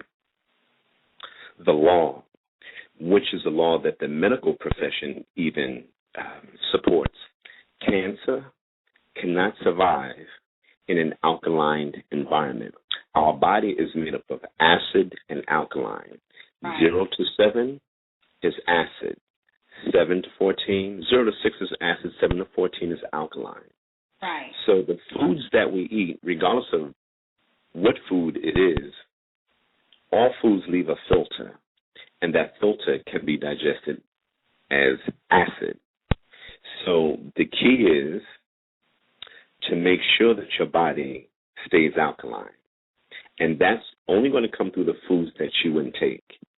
So once I was told that if I alkaline, this cancer is going to go away, the next thing was to do research, find out what foods contain alkaline. And my book, I don't preach in my book. I'm wondering, why is my book doing so well? It's resonating all over the place. Actually, let me just say so we can all pray for me, but my book is on its way to Oprah to see if it's going to make the Oprah book club. But the book is really resonating everywhere. And so the thing is that when you change your diet and you ingest foods that are nutritionally rich and sound, then those foods are going to do something. They're going to do what they are intended to do. People don't realize the foods that we eat because we enjoy the taste. Well, the reason why we need to start eating is to live, is to give life, is to sustain life. It's great if we can eat foods that taste good as well, but the most important function of food is to give life. So sometimes we have to learn to eat foods that don't taste well, that don't meet our taste buds, but we know it's serving a purpose. Exactly. So I try to tell people in the book, without preaching, my book is not for the vegan, It's not for the vegetarian, even though there's information that can help. But my book is for those who want to get healthy but don't know how or where to start. It's for them. And I realize that a lot of us, we've been taught how to eat foods without questioning the foods that we've been taught to eat just because they taste good. Right. So going back to alkalining, what I took were foods that were high in alkalinity, mainly greens. And in short, it's a plant-based diet. And people think that when you become a vegan or you're eating plant-based foods, your food source is limited and or they don't taste good. Well, actually, when you eat foods that you should be eating, and when you change to become a vegan or vegetarian, it's not that you're stopping the food that you eat. You're taking those foods that you like to eat, and you're eating those foods at a higher nutritional value. In other words, if you like hamburger, well, I teach people how to make nut meat. Right. I'll say that again. If you like hamburger, I teach people how to make nut meat, or you can go to a raw restaurant and just ask for nut meat. Nut meat tastes just like chicken, turkey, whatever you want it to taste like. Food is based on the seasoning. So now I'm eating meat, and it's not containing any of the chemicals, the poisons that come with eating animal flesh, and you are putting nutritional food inside of you, and it tastes like the foods that you've always been eating all your life. Wow. So it's not as hard, it's not as difficult as it may sound. The problem is we don't take responsibility for our health. We want to place our health in our doctor's hands. So once you do that, you're saying, I now give you control over my life. And you cannot do that. You have to be your own doctor. Now, I'm not negating doctors. I'm not saying anything negative about doctors. What I am saying is that we come to a space in our lives where if we're not healthy, we have to do a little bit more in terms of getting healthy without relying on other folks.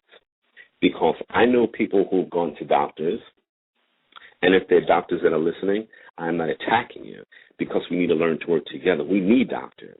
Right. But I know people who've gone to doctors because they were told they had cancer and have flown to other countries and were told they didn't have cancer.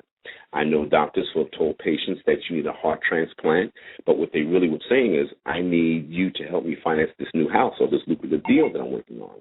So we don't know what the motivation is when we go to the doctor, and most of the times we all have good doctors. But if you have a doctor, I always suggest when something is ailing you to really have a sit down with your doctor and ask questions. Don't just leave it up to the doctor. You become more involved in your own health. So that's what my book is about. It's telling you that your health is a God-given right, and most of all, it's your responsibility. Oh, my God, that is so true. I think most people, myself included, long before, Jamie, you and I have talked about all of my different places in life, and I remember when you were first going through this transition of healing and you were changing, and you've always been a conscious person, so it wasn't that you were not conscious, but you've gone into a higher consciousness about how to be healthy. But even then, and I listened to some of it, and some of it I didn't, and it's ridiculous. I'm eating cookies every day. It's ridiculous. But anyway, you began to share with me things that of how important it is what we eat in order for our bodies to feel better. Yes. And then, you begin to do this journey of writing just about the things that you begin to live and experience. And I think that's the most important thing is that your book is about your life journey, and it's about how you really, truly used what you learned and those that were your mentors and teachers, you applied it. Whereas most of us will hear a few things. The doctor show is it's a wonderful show. I love it. But I also know that even in my journey and things that they were telling me, remember when I first was like, well, I'm on this medication for this and I'm on that medication for this, it did not work for me. And I had to sit back and learn to search and research and study and find what was going to be best for me naturally. Yes. Those absolutely. natural expressions, I was able to find something that stabilized me out. So I totally agree when you say you have to take it into your own hands and make, your research has to be equally as important as doctor's research. Absolutely. Yeah. Tell us the name of your book, honey. My book is called I Ate My Way Back to Health. So Can You. I love it. Say it again. I ate my way back to health. So can you. And let me just plug it. I just received 5 stars on Amazon last night. High so the five. book is really doing wonderful. Five. So we can get it on Amazon. Where would you like people to go to find you? I know you have a website, so I know you want them to go to you first. My website, sure. My website is www.jmorganbrown.com. That's the letter J, morganbrown.com. That's my website. And you can also get it on Amazon and Kindle. And they're able, I know on Amazon they have, I know the way I first, when you first told me about the book and I was able to look, because I was so proud, like, look at my brother on Amazon. He is a big boy. He is on Amazon. But you can actually flip through a couple of the first pages and get a few, few tidbits of information. Now, who did your foreword? My foreword was done by Dr. Miles Monroe, who was a very well-known, decorated Christian minister in the Bahamas. God. He is just, fantastic. Yeah. Yes. And so he wrote the foreword. Now, I was wondering, why does my book do so well amongst the churches? So I'm guessing it's because of Dr. Miles Monroe. I'm going to think you need to just know that as a factual statement, that's like saying, I'm not going to name any of the bigger the big ministers, the churches, but, that's like you went to Duke University and got a foreword. Yes. He has a global leadership conference coming up in November, and we have people like T.D. Jakes and Creflo Dollar. They'll be going out to his function in November, and I'll be speaking out there to 30,000 members. Yes, that's in November. I'm very excited about that. Look at my Jamie! Oh my gosh! I'm trying to heal people. I'm trying to heal wherever the people are. I'm trying to heal people. So I hope that people. Awesome. I hope that people, purchase the book. And I'm not selling you anything. What I am selling is an opportunity to get healthy. There's a lot of information there that will help absolutely anyone. And just don't think it applies to someone with cancer, because I was very clear when I wrote the book. It applies to any disease that the body has. Right. That's the important thing, and I think that's really a good way that you plugged it and talked about it, period, is that if your body is in a certain state, you need to do this, and, buy the book and it'll point out a lot more of what this is, but there are certain life changes that you have to make in order to have a body that is more at ease. I mean, even Michelle was talking about, first of all, you have to recognize your experiences for what they are. You live in that moment. You didn't run from where you were. You didn't run from what they were saying. You faced it. You dealt with it. But Jamie, just let me ask you, and I know we kind of went full circle, but what was your favorite flower? You gonna ask me about my favorite flower? Of course I'm gonna. Yes, go ahead and tell us your flower. Go ahead. That's the last question. I'm like, what is my favorite flower?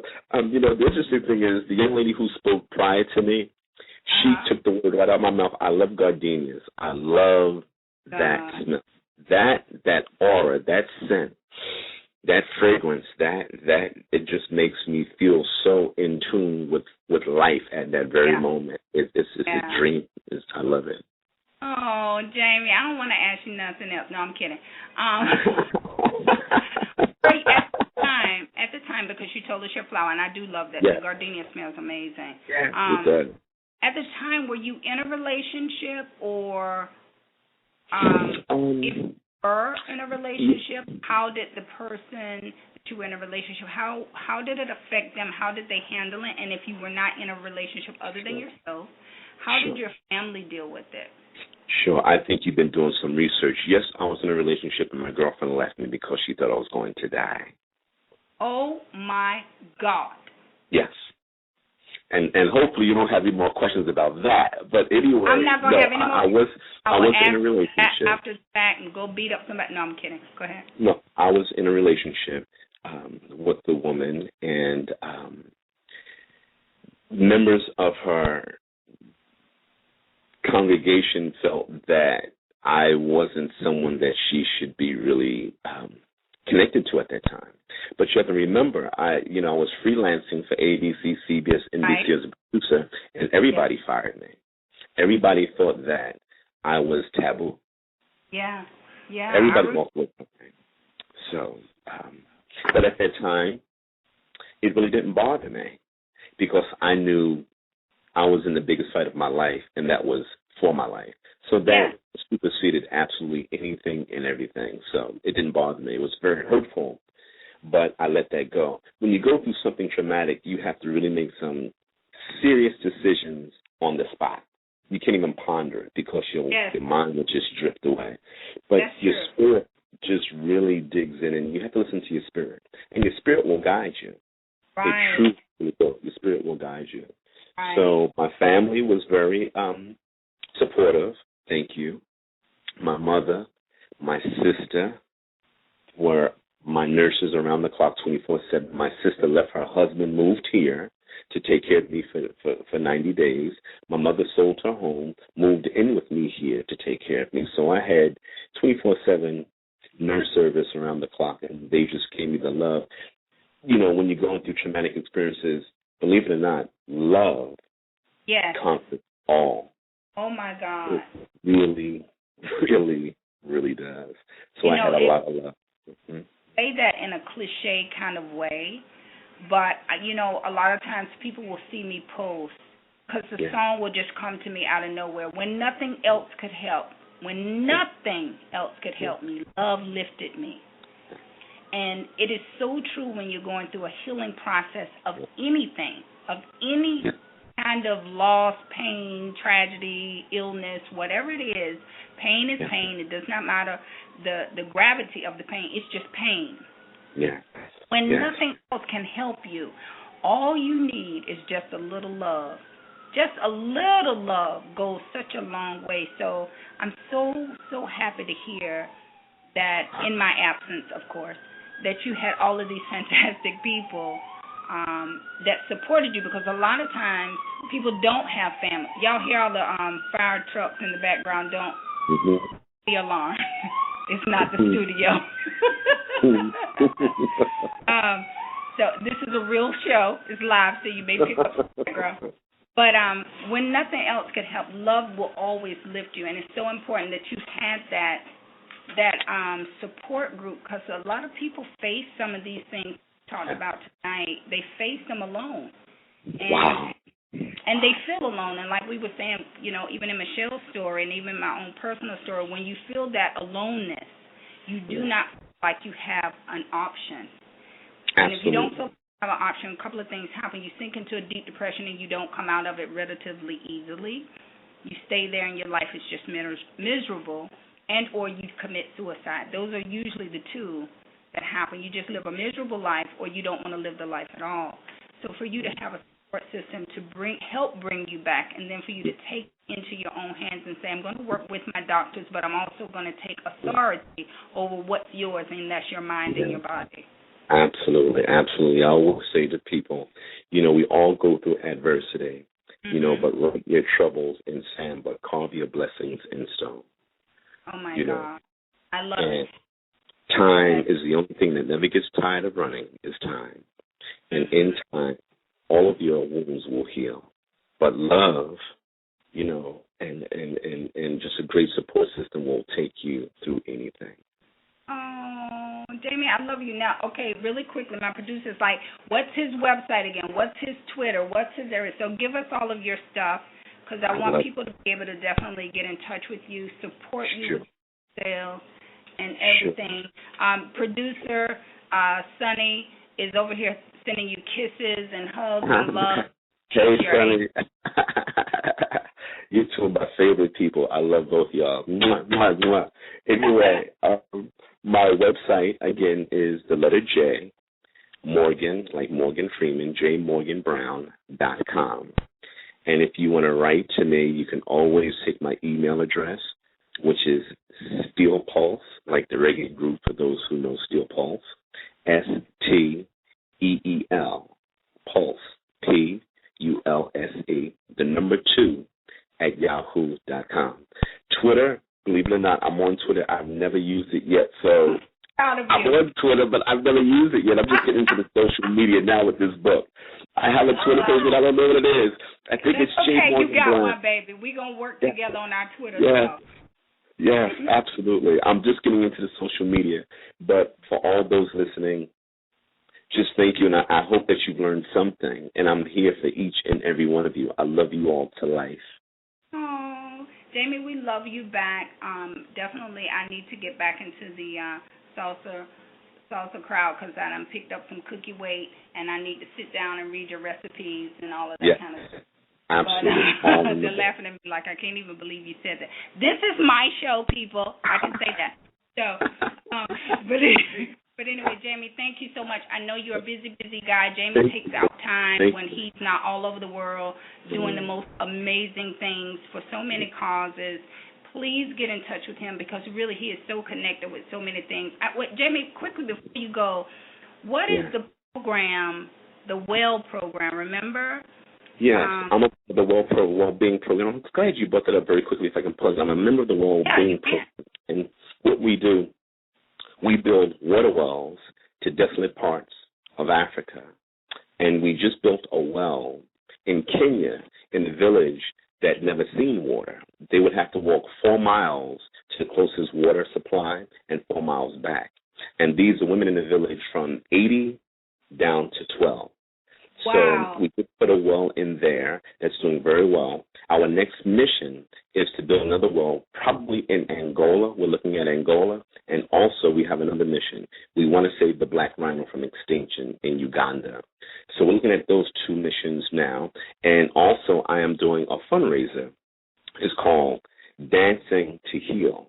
And it's going to be a night of salsa. And that's coming up in 3 weeks. I can give you more information if you just stay in touch with me, either through my email or my website. Fantastic. So I want to see everybody there.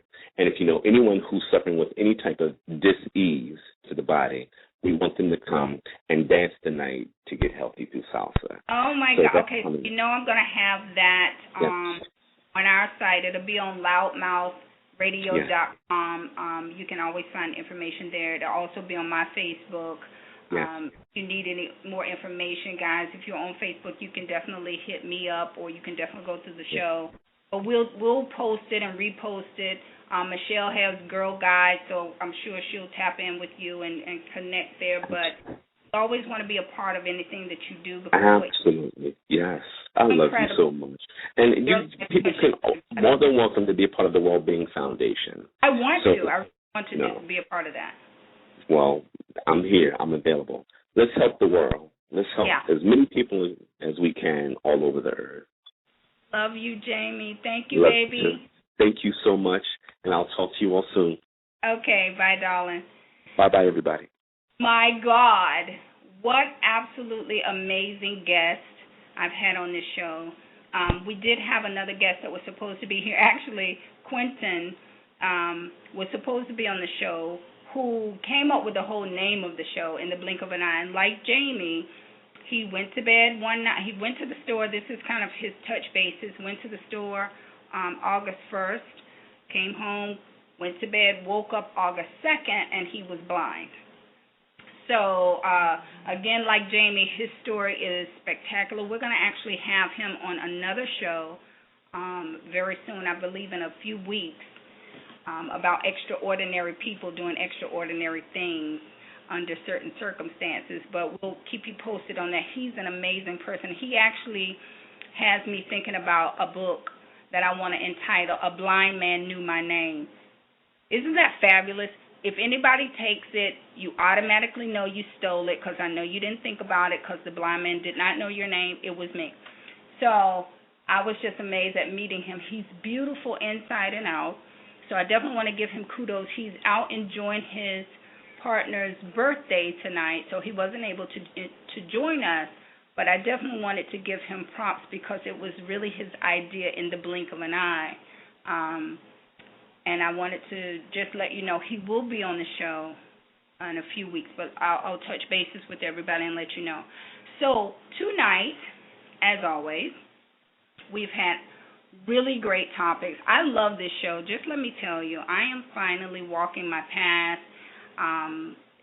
just loving my journey. It is the first time in life that I've loved me for real and not just made the, oh, girl, I love myself, knowing I didn't.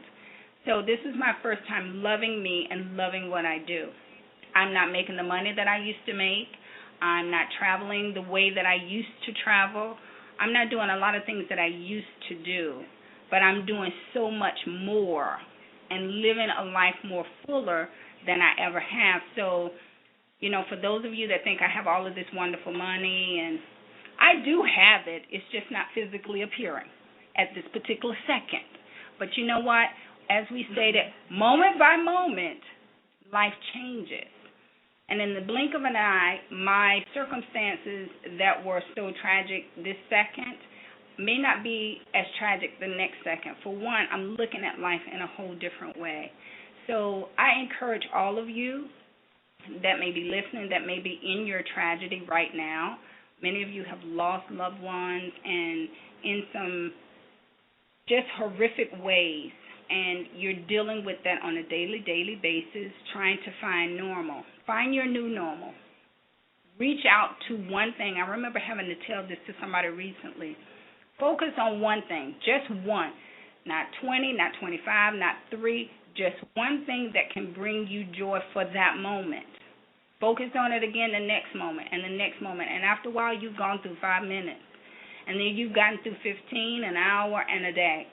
And it begins there. It begins the small seed of the one thing that you can focus on that will get you through that moment. If you cannot get through that moment within by yourself, please do not be the island alone, like Michelle said. Don't be that island alone. Be like Jamie said. Get a support system. Mama and them. Find somebody. If it's not a person that's within your family, make a family. Reach out to somebody, whether it be a stranger on a suicide hotline or a doctor or a therapist or somebody that can help you to walk your truth and to deal with the pain. You don't want to get rid of you. You want to get rid of the pain, so address the pain. You can never address it if you don't face it. As long as you run from the pain runs after you. Okay? So just in my inspirational vitamin of words for the evening. So let me share with you the flower of the week. That would actually be a lavender. And it really doesn't grow just one, so I have to say like a lavender bush or a lavender tree or a lavender. And I absolutely love, super love lavender. I walk around with my lavender spray. I get it from Whole Foods, one of my favorite stores. There's a lavender spray that I get that's like an aromatherapy. You can use it in the air, you can use it on your skin. So I do my lavender shots, and I walk around my office saying, you know, when we have a stressful moment, I just start spraying lavender, saying, okay, everybody have a moment, breathe in the lavender, breathe in the feeling. And lavender, vanillas, and a lot of different scents give you an emotion. And this is why for the first time on the show, I asked the guests what was their favorite flower and why. And they so graciously, even Jamie's so funny, it's like, you're going to ask me my favorite flower. That was so cute.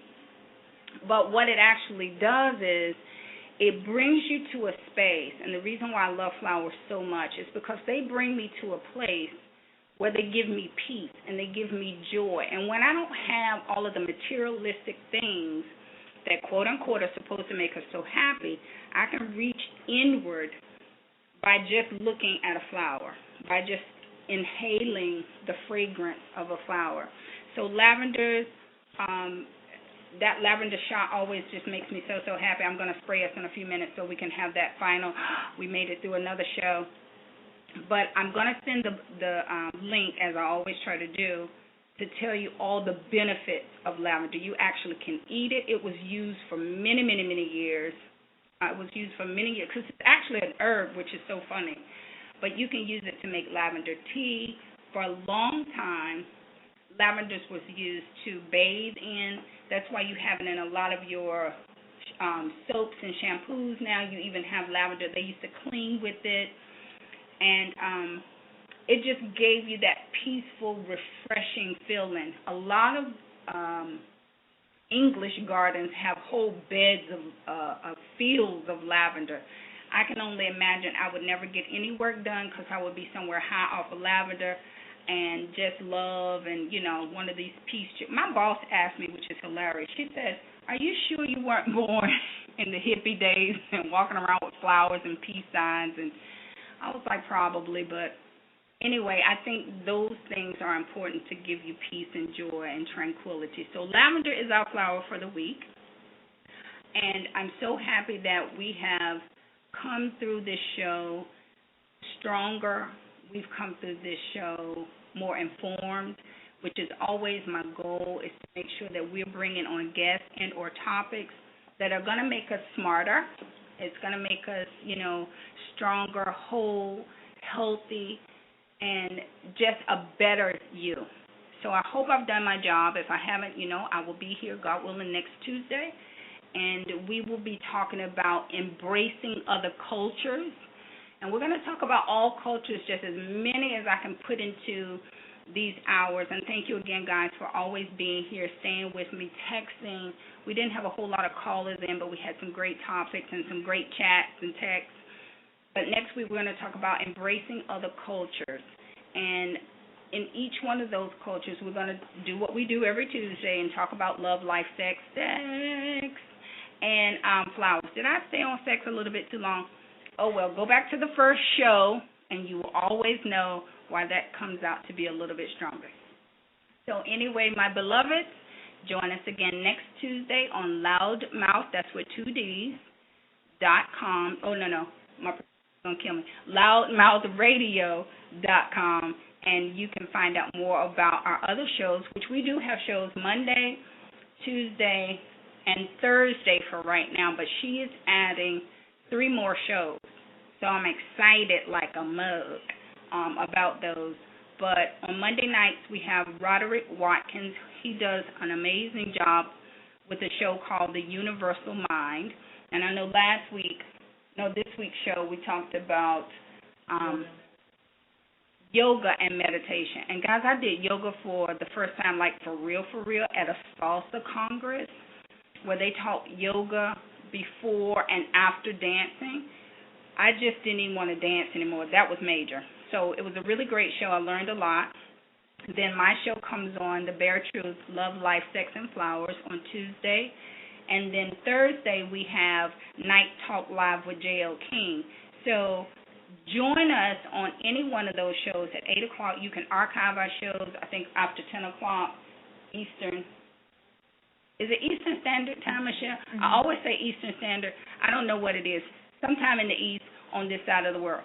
Yes. At 8 o'clock p.m. But 10 o'clock you can archive them. You can go back on Blog Talk Radio at Loudmouth Radio and find our shows. But join us, guys. Tell everybody about it, simply because the more people that listen, the more opportunities we will have to get out information that really keep people alive and keep them whole, and that's our job. Good night. We love you, and peace.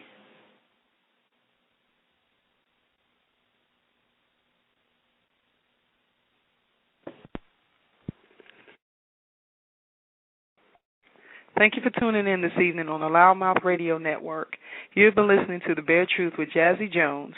We appreciate all our listeners for tuning in. This actual show will be available for download and on demand 24/7 at loudmouthradio.com. That URL again is LOUDDMOUTH radio.com. We also want to tell you that you can actually follow us as well on Facebook. And our Facebook page is facebook.com/loudmouthonline. And also follow us on Twitter at Loudmouth, LOUDDMOUTH.